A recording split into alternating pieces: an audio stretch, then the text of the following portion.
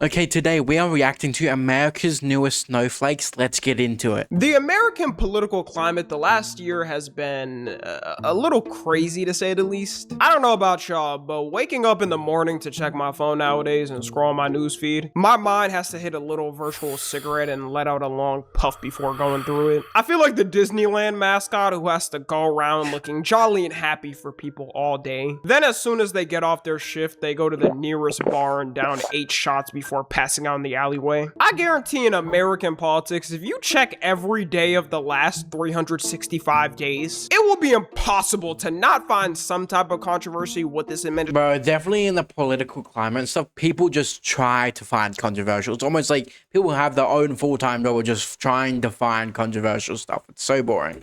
Or someone inside it. Whether it's a statement they made, an action they did, an action they did not do, like releasing the Epstein files until the whole public pressured them to. Kids reading history books in the future are gonna have to go through a lot of chapters during this time period. And me observing it now that it's been a little over a full year since Trump's full-on takeover of the government, I notice now that the people who used to call people snowflakes on the internet and sensitive on the internet, usually to your typical blue hair girl stereotype on Twitter or people trying to cancel someone, have now turned into an exact clone of what they used to make fun of. And honestly, I'm surprised on how fast the tides have turned. I thought the MAGA people were supposed. Bro, yeah, it's always those people. I know it's gonna get a little hateful. It's always the what's it called? What are those cars called? A Ram F100 people. Collars blue, neckies red, off jobs, and just like the hate they give to newer generations or the liberal take is insane, man. To be the group of people who were the alpha ones, who didn't give a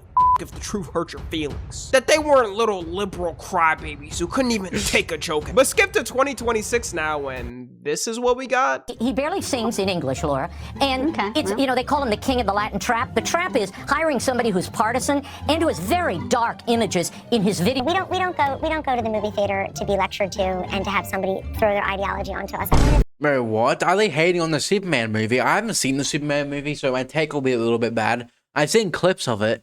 It doesn't seem bad. I've talked about it before. I feel like the only reason why it got hate is because it wasn't the dark-themed Superman.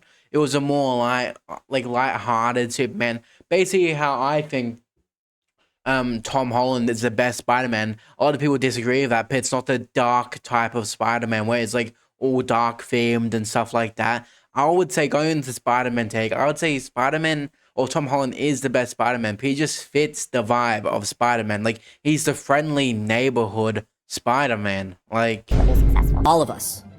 So when you see someone celebrating Charlie's murder, call them out. And hell, call their employer. It wouldn't be so crazy if it wasn't word for word and bar for bar hypocritical. And I really decided to make this video when the whole Bad Bunny halftime show happened. I'm gonna assume like 95% of my audience knows what the Super Bowl is, but I'll still explain it for my non-American viewers. The Super Bowl is the... Nah, even non-Americans. I'm Australian, I know what the Super Bowl is. Like, who doesn't know what the Super Bowl is? Like, are you Patrick? Do you live underneath a rock or something?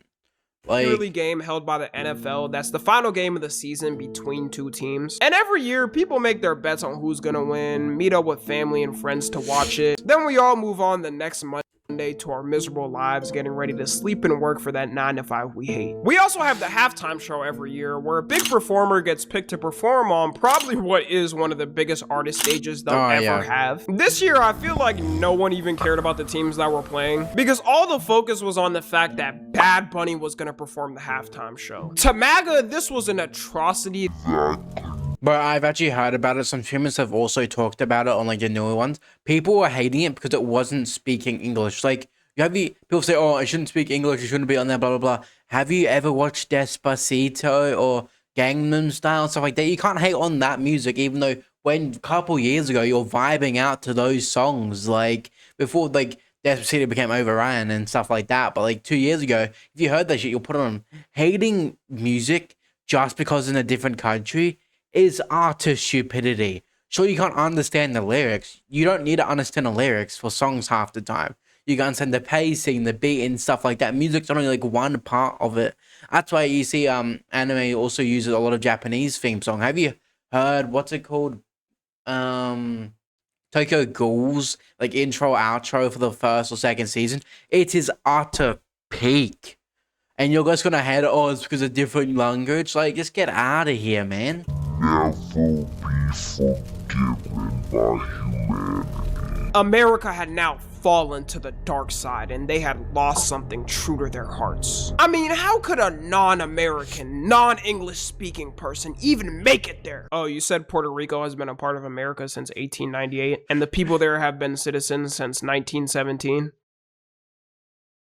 God damn it, I don't care, Ice, get him off stage. The whole shocking thing about this is how much people have lost the ability to even search up something for half a second. Because with a couple of main complaints about it, one of them was, why is a non-American citizen performing at the halftime show? And even searching up are Puerto Ricans American citizens, literally search up Puerto Rico and see who's listed as president. Information has never been more accessible in humanity, and yet these still refuse to search it up. I feel like you could put this in their face and they'd shake their head and refuse to accept it like a baby not wanting to eat vegetables. People just want to hate something, man. I wonder if they know that America has multiple territories where people born on them are US citizens too. The other main complaint was that since none of his songs are in English, most people wouldn't be able to understand it watching. So people have literally, Gangnam Style was massive.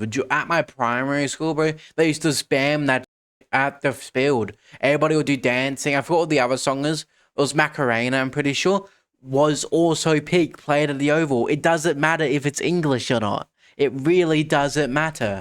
And you know, if you are someone who genuinely wished you could understand the lyrics and were kind of upset because you couldn't, I could at least see some point of it. Not me though, because hey, I was vibing to it. It's still kind of confusing how this was getting so many complaints though, because there has been multiple songs that have charted insanely good in America that were not in English. Despacito charted for 16 weeks in the #1 spot. The Macarena charted for 14 weeks in the #1 spot. Multiple K-pop songs have charted in the #1 spot, and it's because most people know you can still vibe with the song without it being in your language. As humans, rhythm is intertwined with our bodies. It's the same reason why English songs also go #1 in countries where they don't speak English. Like, how do you think Michael Jackson became one of the biggest artists to ever touch humanity? It's insane how his peak was. No internet, and it was just like insanely popular. Do you think these people were just listening to translated versions of his songs or the actual version he made? But man, when I saw them announce the Turning Point halftime show, I started dying laughing because no way did they deadass get so mad they had to make another show. If this type of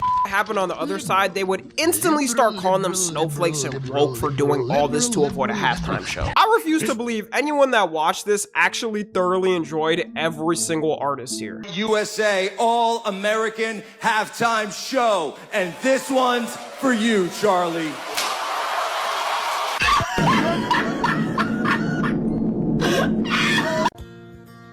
I just want to catch my fish, drive my truck, drink my beer.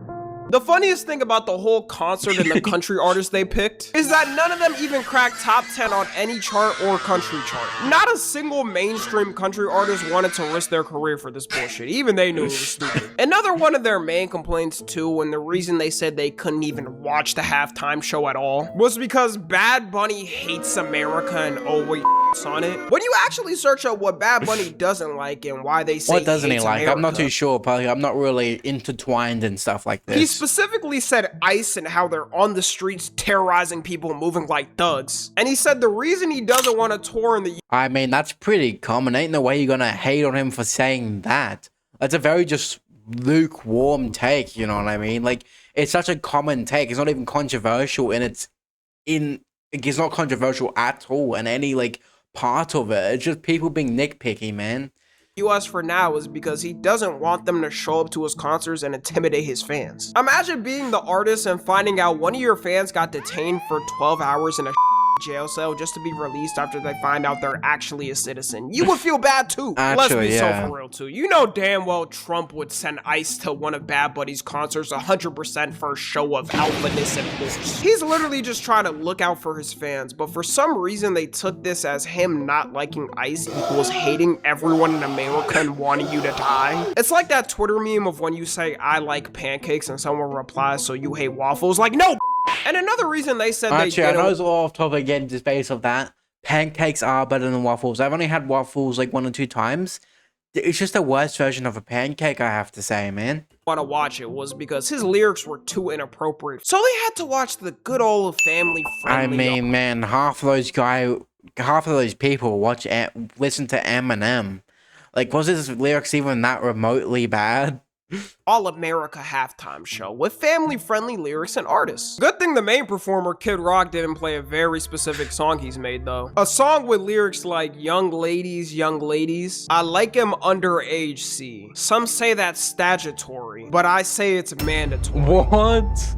By the way, this song was in a kid's movie that I actually watched in 5th grade. You just had to ruin my childhood, huh? Yeah, if I had kids, I'd take Bad Bunny over any artist that's Oh, yeah. If they were also so worried about his lyrics and how crazy they were, then why did they say nothing when he performed in 2020? Like, Bad Bunny was literally an addition in the 2020 halftime show with Jennifer Lopez and Shakira. And not a single one of these souls were crashing out and threatening people back then. Right after the show, Trump made a tweet saying it was one of the worst halftime shows Okay, ever, buddy. which was, of course, suspected, and all this controversy mainly got inflamed by him talking about it in the first place. But it turns out when the actual halftime show came on, his ass and all of his family and friends were watching it. They didn't even try to fake watching that fake ass one.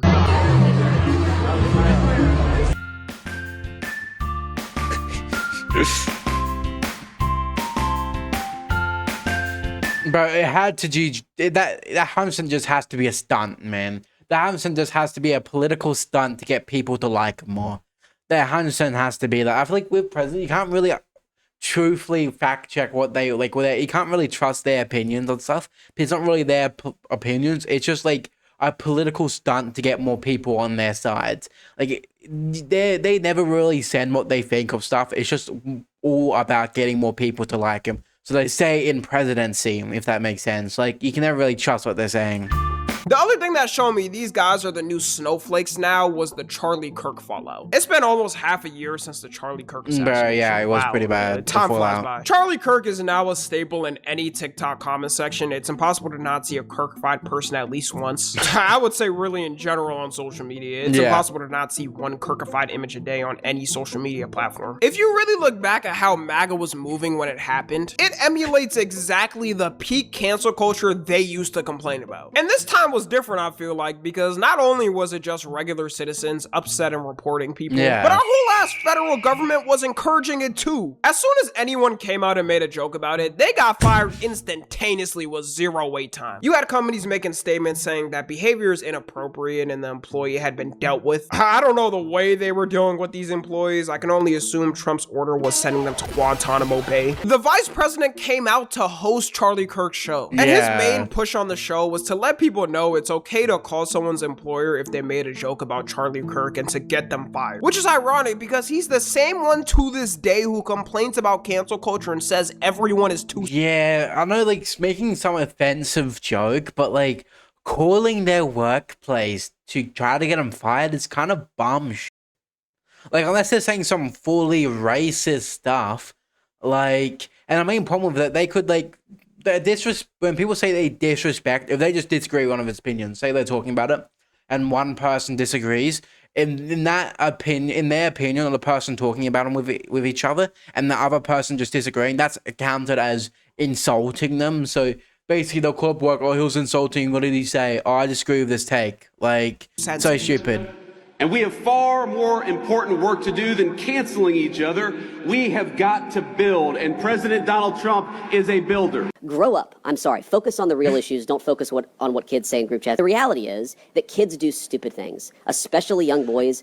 And he did a full switch up when that happened. Tell edgy, offensive jokes. Like, that's what kids do. And I really don't want us to grow up in a country where a kid telling a stupid joke, telling a very offensive stupid joke, is cause to ruin their lives. And by the way, if they were left-wing kids telling stupid left-wing jokes, I would also not want their lives to be— So when you see someone celebrating Charlie's murder, call them out. And hell, call their employer. We don't believe in political violence, but we do believe in civility. So which one is it? Are people too— Again, political stunts, it has to be, man.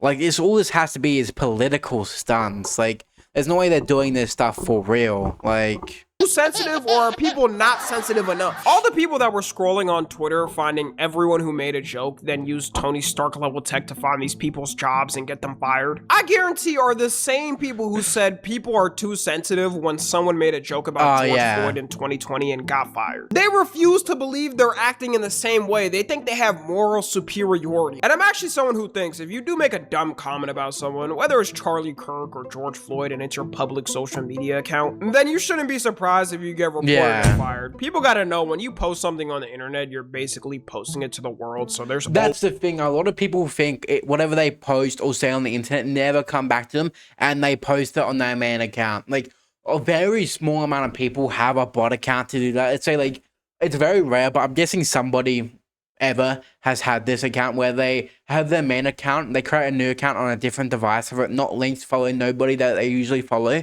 and just say some the horrific take or just argue with people for just whatever, so they don't get this happen. If you're saying that on your main account, you might as well just think you're gonna get banned as soon as you say something like that, honestly, or just get like your job fired. But like doing that on your personal social, it's just, I know like whoever makes those type of jokes themselves are stupid, but like there's a certain level of stupidity to do it on your own personal account. Always a chance. My whole point is that they're completely hypocritical and act oblivious to it. And these were the same guys always saying, we're not like those guys always canceling everyone. Yet as soon as they get a teeny tiny taste of power, they use the whole leverage of the federal government to get thousands of people fired from their jobs. Even Joe Biden and Kamala Harris weren't coming out on behalf of someone to tell the American people to get people fired from their jobs. Imagine this exact scenario, but instead with a liberal influencer and Joe Biden and Kamala Harris did it, these dudes will be living on the internet. I fully believe now, up until this administration ends, MAGA's gonna be moving like this for every media that comes out. They even got mad at Superman, saying it was promoting woke ideology, probably trying to stop their base from watching it and helping it make money. If they did try— What was wrong with the Superman movie? What?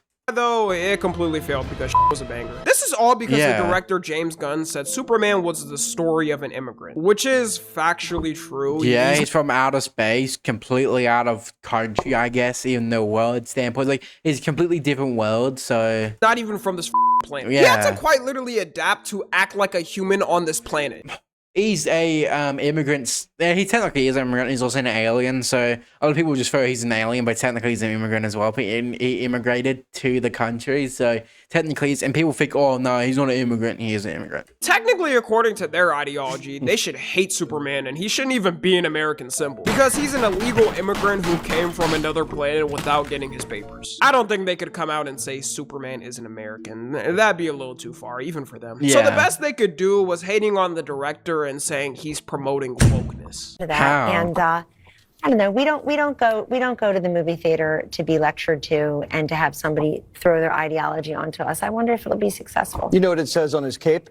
MS-13. The whole time the message of the movie was unity and kindness. Yeah. I think the way their media, like, he's actually an immigrant in immigrant standards. the ecosystem works and how they Like, he integrated to the country. That's an immigrant. Like, want things to go, is they know that since Trump and JD Vance are so accessible and could tweet anything at any time, they try their best to ramp up some little controversy that isn't even that deep and hope that Trump or JD Vance give a swing at it and it gives them even more. and put in the end, in the internet, attention equals money. Like, if more posts gets money, say on YouTube videos, say it's short, more people watch it because Donald Trump or someone talked about it, the more money that original creator gets from it. So all it is just their money farming in the end. Anyways, that's gonna be it. Let me know how much of Snowflakes y'all are in the comments. Follow me on Twitter, Instagram, and TikTok. As always, I love you guys. Consent. W Tommy NFG video. I love reacting to this guy. If you do enjoy videos this, leave like, subscribe. I have a Discord server in the description and I have the link in the comments as well. So if you have videos you want me to watch, put it in the suggestion tab in the Discord server. And well, that is me signing off.